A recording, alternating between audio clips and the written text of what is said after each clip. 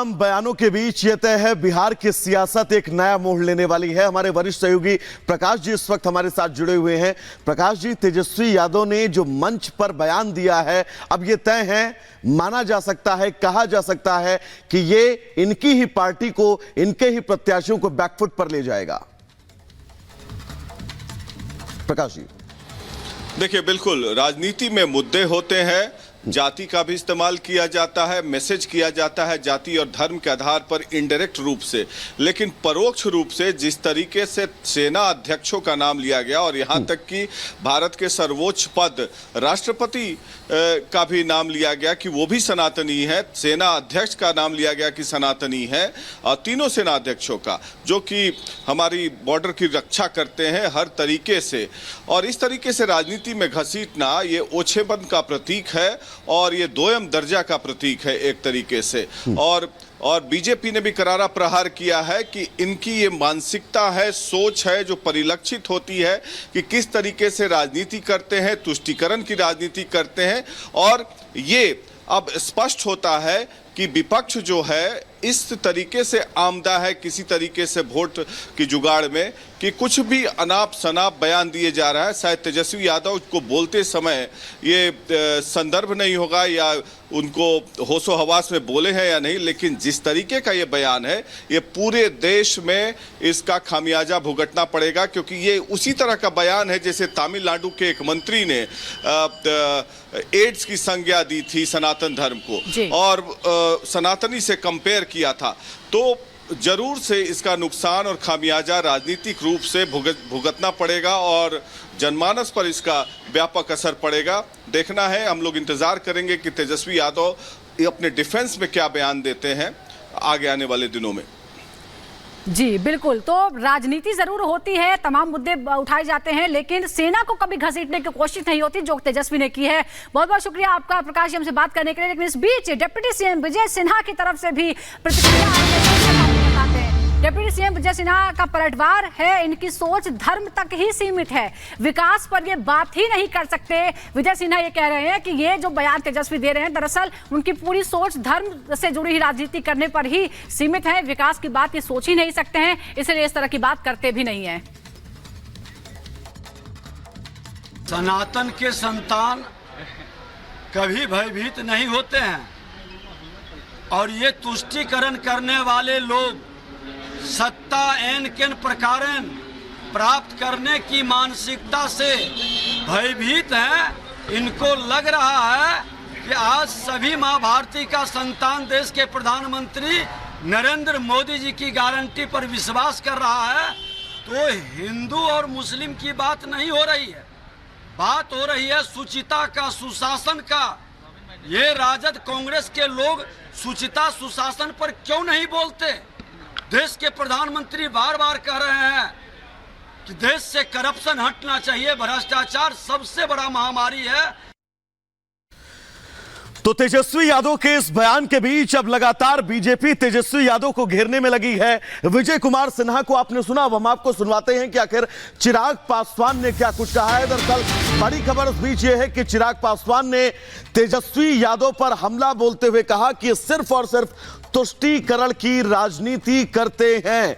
बड़ा हमला चिराग पासवान ने तेजस्वी यादव पर बोला है। मोदी राज में हर एक योजना का फायदा सबको मिलता है, धर्म नहीं बल्कि ये लोग खतरे में हैं। ये बात तेजस्वी यादव को लेकर चिराग पासवान ने कही है और बिल्कुल सधे हुए शब्दों में कहा कि हर एक योजना का लाभ हर वर्ग को इस सरकार में मिलता है।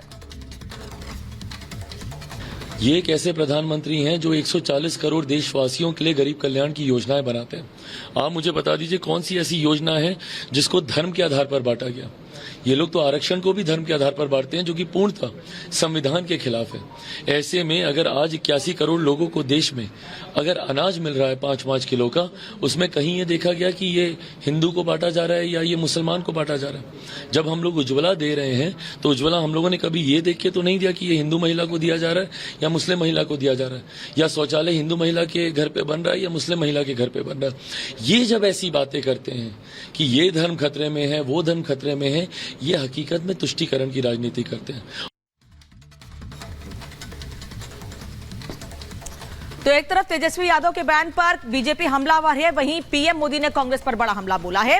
पाकिस्तान पर हमला करते हुए उन्होंने कहा कि आज पाकिस्तान दुनिया में जाकर रो रहा है, वहीं दूसरी ओर पाकिस्तान राहुल गांधी का समर्थन कर रहा है। राहुल गांधी को लेकर बड़ी बातें कही है प्रधानमंत्री ने कि पाकिस्तान राहुल गांधी के समर्थन में बात कर रहा है। दरअसल पाकिस्तान के पूर्व मंत्री फवाद चौधरी ने स्मृति ईरानी को लेकर कई बातें कही और राहुल गांधी का समर्थन किया था और साफ कहा था कि नफरत हारेगी। स्मृति ईरानी पर हमला बोला था, जिस पर प्रधानमंत्री मोदी ने राहुल गांधी को घेरते हुए हमला किया है। आज पाकिस्तान के नेता कांग्रेस के शहजादे को पीएम बनाने के लिए दुआ कर रहे हैं, लेकिन मजबूत भारत तो अब मजबूत सरकार ही चाहता है। ये दृश्य दिखाता है पूरा हिंदुस्तान में से हर कोई कहता है मजबूत भारत के लिए मजबूत सरकार के लिए मोदी सरकार।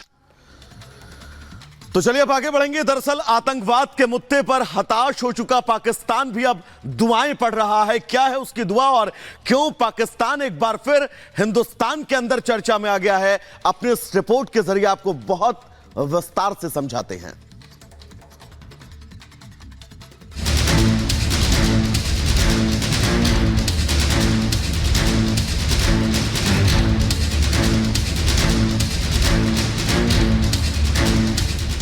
क्या कांग्रेस पाकिस्तान का भरोसेमंद पार्टनर है? क्या कांग्रेस के ऊपर पाकिस्तान का हाथ है? क्या हिंदू विरोधी और पाकिस्तान परस्त है कांग्रेस? क्या मोदी से मुकाबले के लिए पाकिस्तान से सपोर्ट ले रही है कांग्रेस? जी हां, सवाल कई हैं और सवाल के पीछे कई वाजिब वजह भी, क्योंकि जिस तरह से कांग्रेस के समर्थन में पाकिस्तान खुलकर सामने आने लगा है वो पूरे देश को हैरान कर रहा है। देश में लोकसभा चुनाव कौन जीतेगा ये देश की जनता तय करेगी, लेकिन भारत में मोदी लहर और दुनिया में मोदी सरकार के बजते डंके के बीच जिस तरह से पाकिस्तान में राहुल गांधी के चुनाव जीतने की दुआ की जा रही है और खुलेआम पीएम मोदी के विरोधियों को पाकिस्तान सपोर्ट करने की बात कर रहा है, उससे कई सवाल खड़े हो रहे हैं।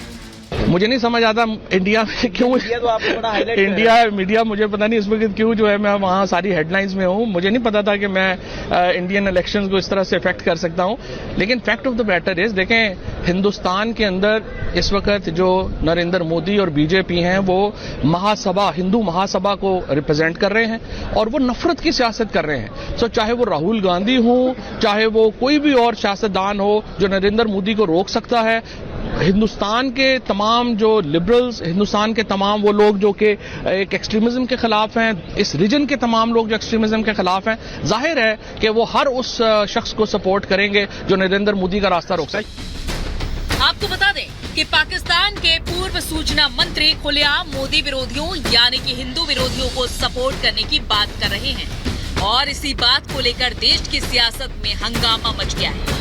खुद प्रधानमंत्री नरेंद्र मोदी भी कांग्रेस पर पाकिस्तान परस्त होने का कई बार आरोप लगा चुके हैं। कांग्रेस के लिए अब पाकिस्तानी नेता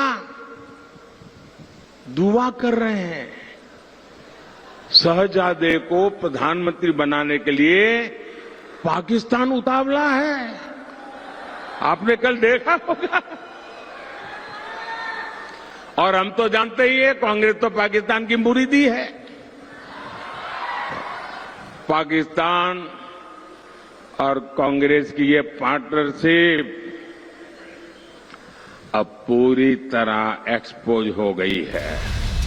कांग्रेस के प्रति पाकिस्तान के इस प्रेम को लेकर इसलिए भी सवाल हो रहे हैं क्योंकि फवाद चौधरी ने सिर्फ हिंदू विरोधियों को सपोर्ट करने के ही भरोसे नहीं जताए हैं, बल्कि उन्होंने सोशल मीडिया एक्स पर पोस्ट करते हुए अमेठी से चुनाव लड़ रहे केंद्रीय मंत्री स्मृति ईरानी के हारने की भी दुआ मांगी है। उन्होंने लिखा, उम्मीद है अमेठी की जनता नफरत फैलाने वाली स्मृति ईरानी को हराएगी। हैरानी ये है कि इस बारे में जब कांग्रेस नेता राहुल गांधी से सवाल पूछा गया तो उन्होंने क्या जवाब दिया, ये सुनिए। अखबार में लिख रहे थे राहुल गांधी अमेठी और रायबरेली से चुनाव नहीं लड़ेगा। अब मैं रायबरेली से चुनाव लड़ रहा हूं, बिल्कुल चुप हो गए। तो वो कभी नरेंद्र मोदी, कभी पाकिस्तान की बात करेगा, कभी समुद्र के नीचे जाके मतलब ड्रामा करेगा। और मतलब आपने देखा, पता नहीं देखा, मतलब समुद्र के नीचे जाके बिल्कुल डरा हुआ था कि भैया कुछ हो ना जाए यहाँ पे। तो मजाक बना रखा है राजनीति का।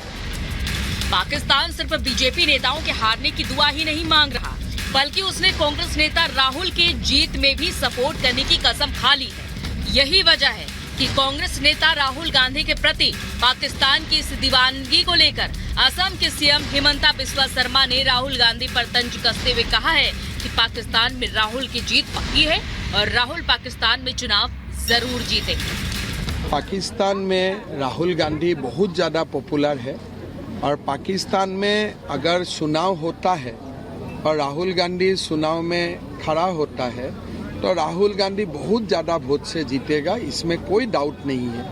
हम उसमें हाथ उठा लेता हूँ कि पाकिस्तान में हम राहुल गांधी को नहीं सकूंगा और पाकिस्तान में राहुल गांधी जरूर चुनाव जीतेगा। इंडिया में क्या होगा? देखिए, वो तो पाकिस्तान जो भी चाहे वो कैसे हो सकता है। पाकिस्तान जो चाहेगा भारत में उसका उल्टा हो।